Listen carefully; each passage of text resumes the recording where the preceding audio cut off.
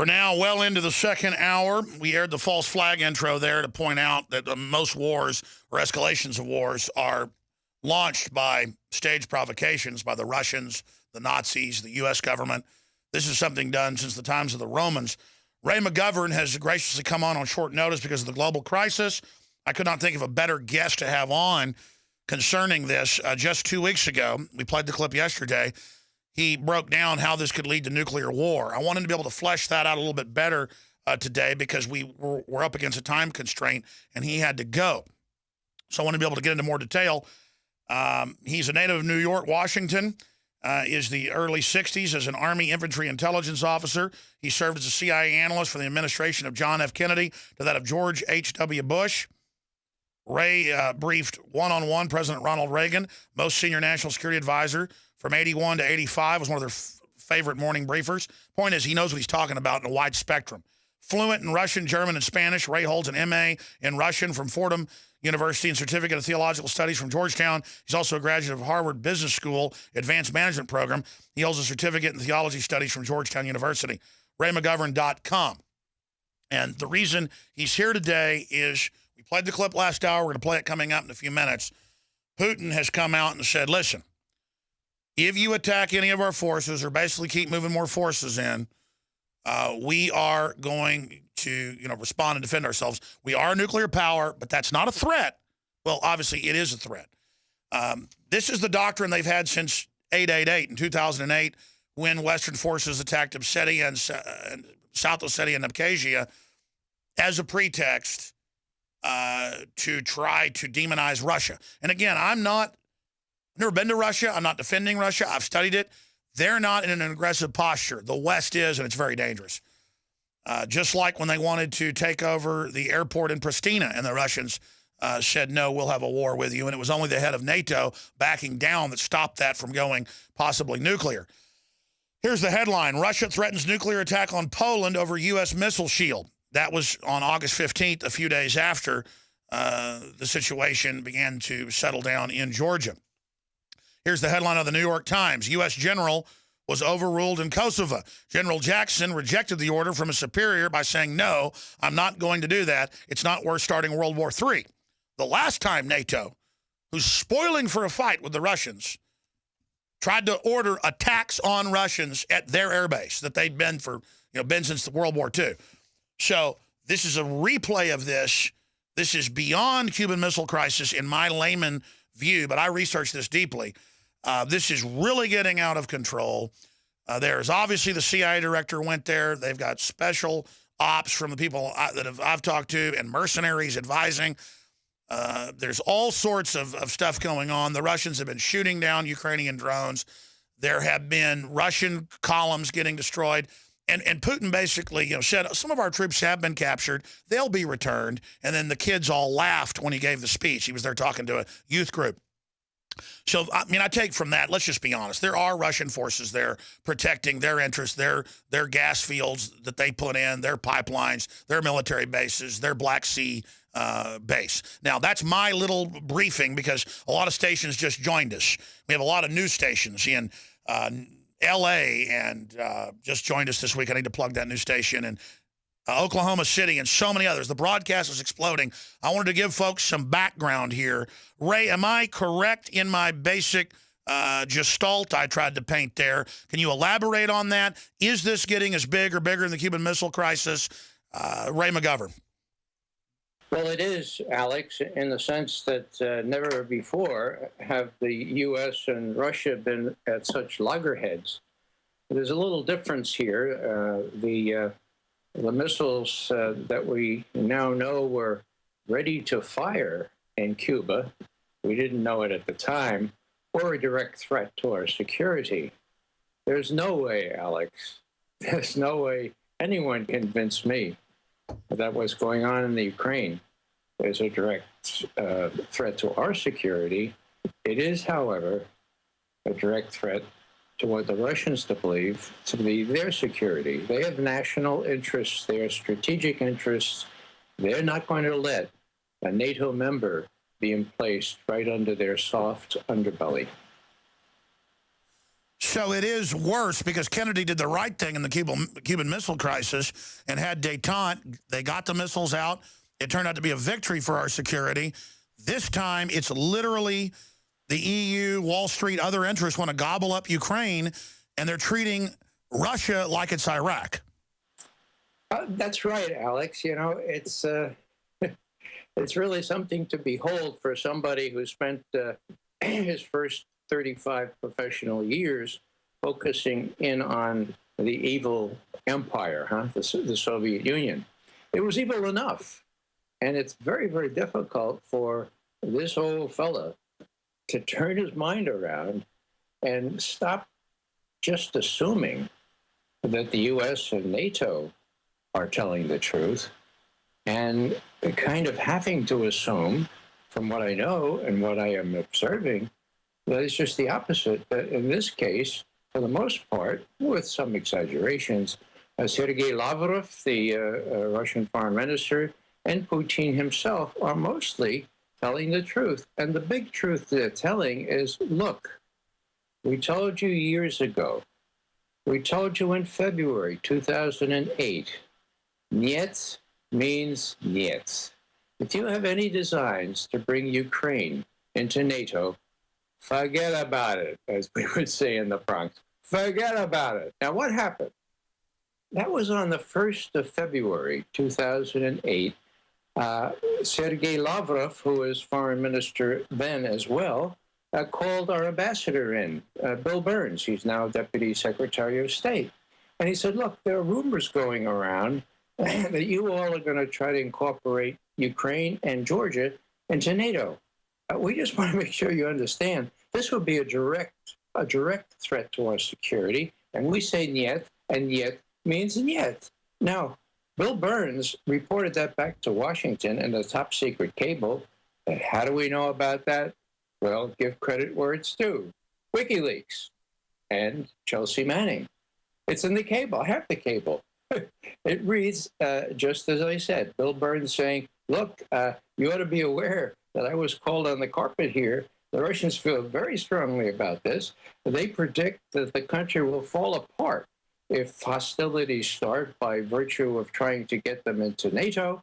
And so I'm just reporting this to you so that you'll know. Now, that was the 1st of February, 6 years ago, 2008. So what happened? What happened was this. On the 3rd of April, a NATO summit of the kind that will just convene in Wales on the 4th and 5th of September next week, a NATO summit in Bucharest decided, and I quote from their declaration, Ukraine and Georgia will become members of NATO, period, end quote. Now, what happened after that was this crazy fellow in Georgia, Saakashvili, thought that, you know, what the neocons were telling him about having his back, right? That they'd have his back. And so he started to give the Russians a bloody nose just to the north of the Georgian border.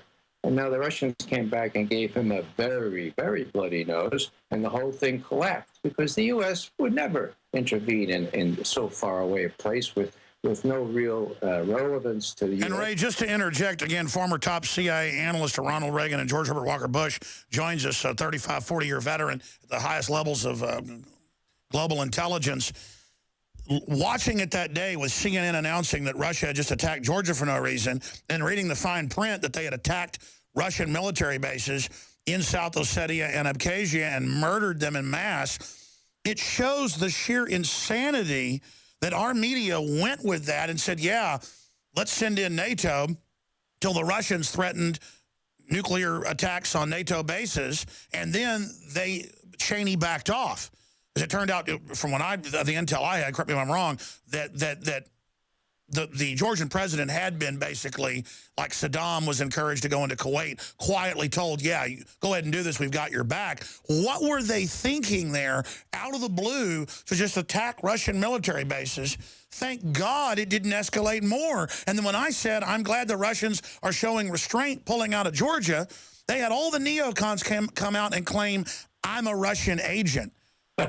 when literally both sides of my family came over on the Mayflower. I mean, that is how sick this has gotten. I'm a traitor. You're a traitor. You know, they said that about you because we don't want nuclear war, Ray. What is wrong with the ruling elite? JFK was no angel, but he would never act like this. Reagan didn't do stuff like this. George Herbert Walker Bush didn't do stuff like this. What is wrong with them? Well, President Obama doesn't have any real strategy here.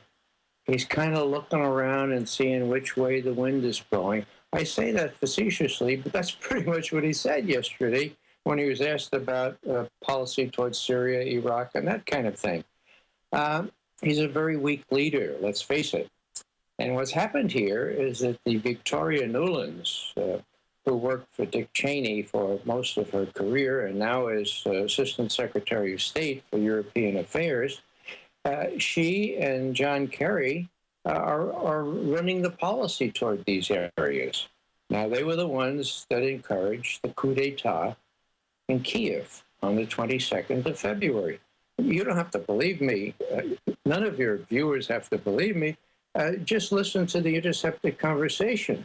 Here's Victoria Nuland speaking en clair, right? Not even encrypted, to the U.S. ambassador there in Kiev. And she's saying, you know, Yats is our guy. The other fellows can stay in the wings here, but Yats is going to be the next prime minister. He knows. He's been head of the central bank.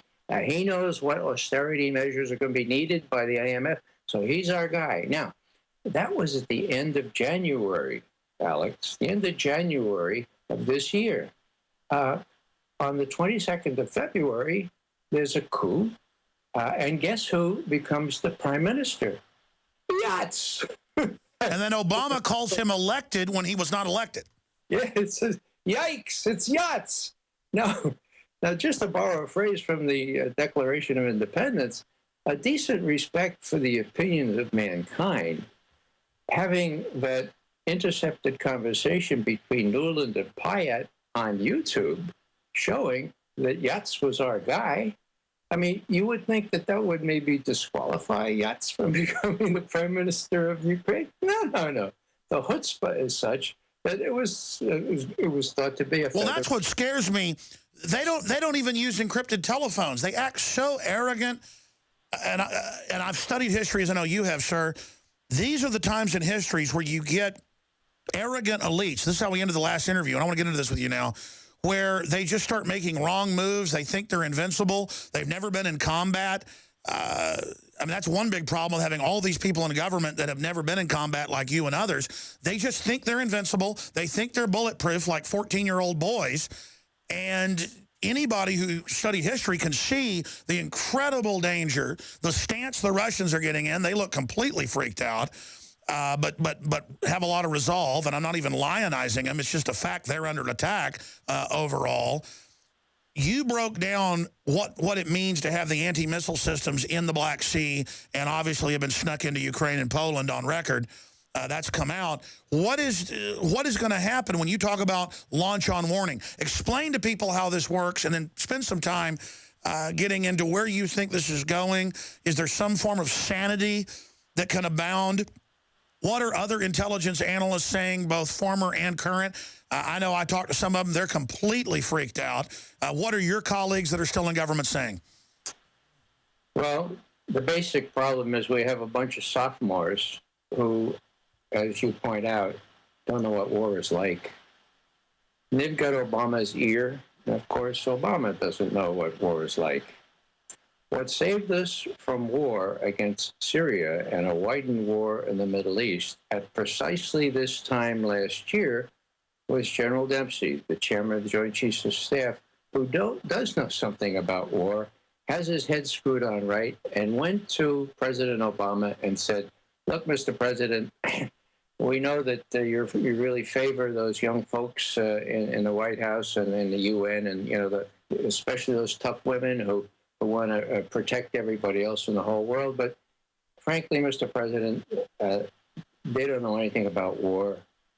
We in the Joint Chiefs do, for better or for worse.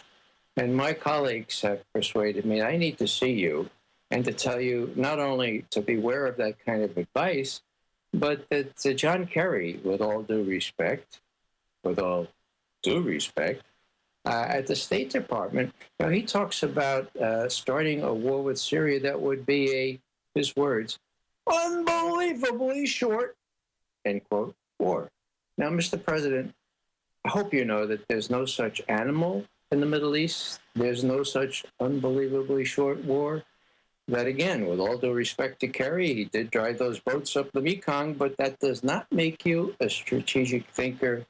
Worst of all, Mr. President, he's not telling the truth when he said yesterday, on the 30th of August last year, when he said yesterday at the State Department, no fewer than 35 times, we know it was Bashar al-Assad's government that fired those chemical weapons on the 21st of August. He doesn't know. We don't know either, but we think, at least we know, that the sarin used was not the sarin from Syrian government stocks. Rather, it's a homemade sarin, and we have the British to prove that because they had a sample, they've analyzed it, they've told me. And so, Mr. President, it's equally likely, we think even more likely, and so do the CIA analysts think, that it was the rebels, it was the people that you are supporting, it was the people that the Turks are supporting that staged this chemical attack outside Damascus on August the 21st for the express purpose of tripping your little red line that someone persuaded you to draw and to get the U.S. involved militarily in Syria. So, Mr. President, look, here's a deal, Mr. President. When you go into the Rose Garden tomorrow, why don't you blame it on me, says Dempsey. Why don't you say, we're ready to go. We have our ships in the Eastern Mediterranean, but the chairman of the Joint Chiefs of Staff advises me that there's no time sensitivity to this. We could do it today or tomorrow or next week. We could do it next month. But I'm going to go to Congress now and ask for authorization. That's precisely what Barack Obama did on the 31st of August, less than 20 hours after John Kerry all but declared war in Syria. Now, why do I mention all that? Well, because it's exactly a year ago, but also because that's what has to happen now.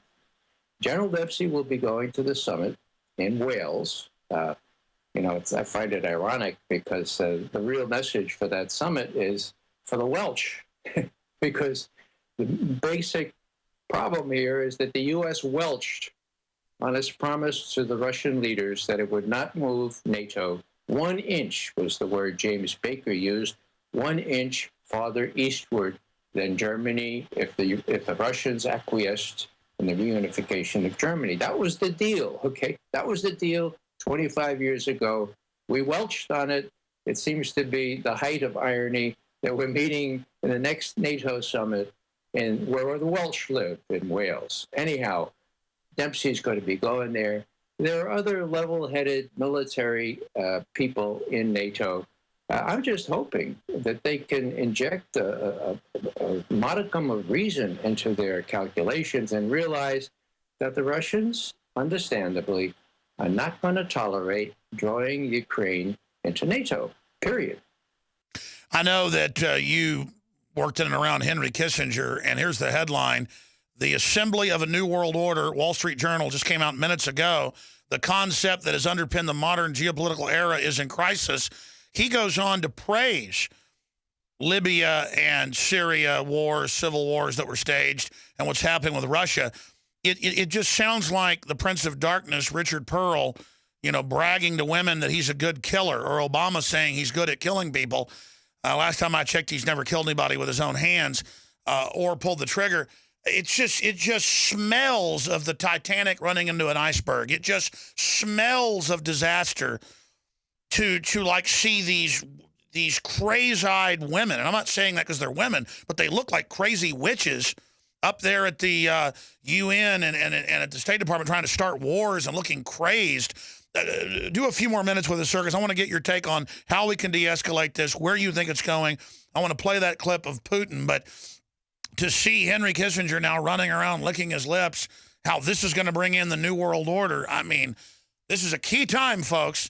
Henry Kissinger has raised his head.